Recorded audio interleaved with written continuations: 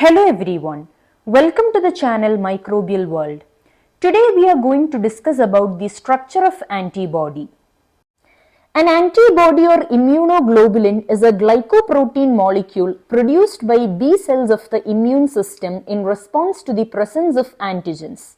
So as you can see, antibodies are Y-shaped glycoproteins and they are produced by differentiated B cells called plasma cells.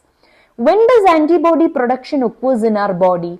Antibodies are produced in response to the presence of antigens. So what are antigens?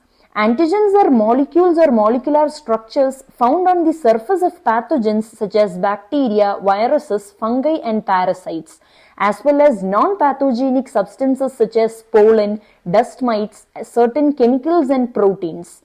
Antigens can induce immune response in the body, specifically by activating the production of antibodies. Polypeptide chains. An antibody is composed of 4 polypeptide chains, 2 heavy chains and 2 light chains.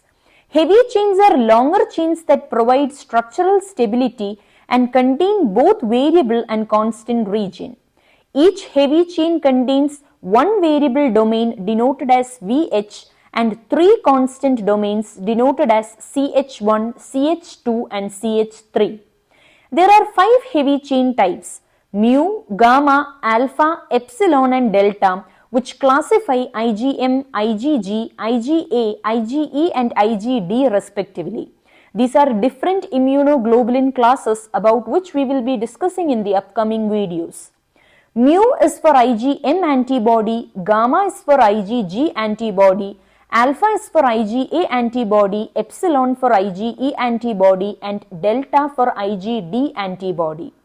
Light chains are shorter chains that contain variable and constant regions.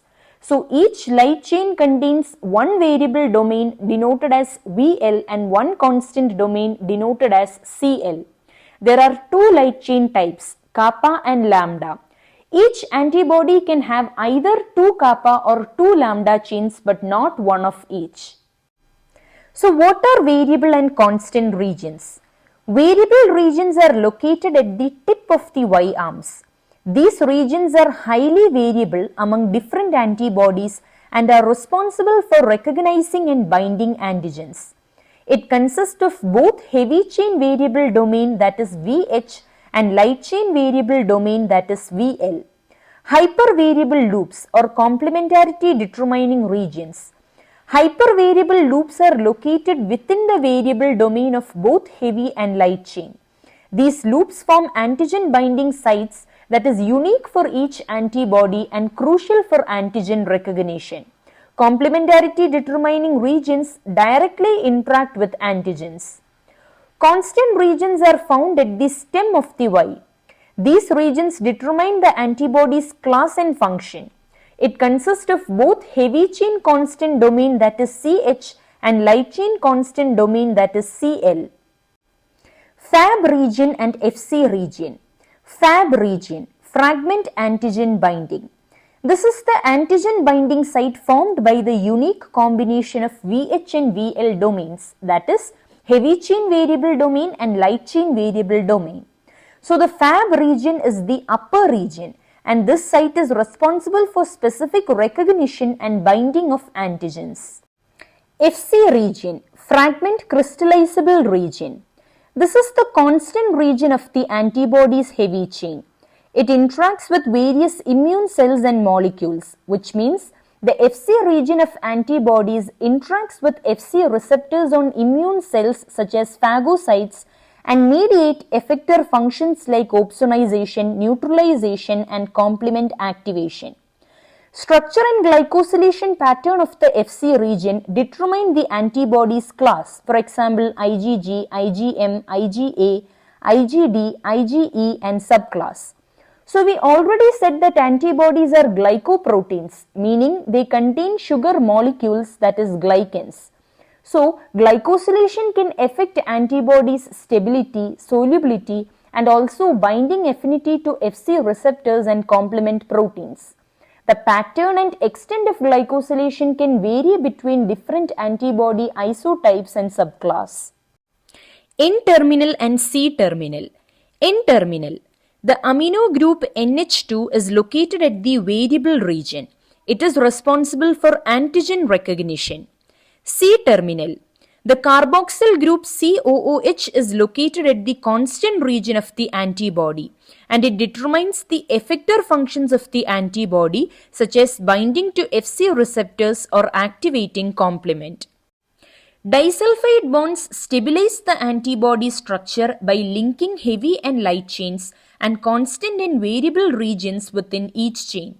These bonds are crucial for maintaining the conformation of antigen binding site and overall antibody stability. There are intrachain disulfide bond and interchain disulfide bond. Intrachain disulfide bonds stabilize the structure of individual heavy chain and light chain. Interchain disulfide bond link the heavy chain and light chain together, contributing to the overall stability of antibody molecule.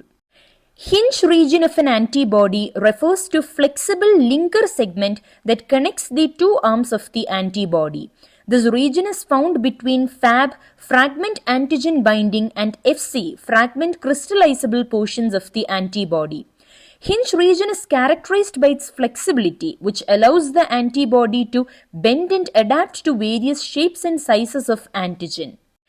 Epitope and paratope. Epitope is the specific region on an antigen that an antibody binds to.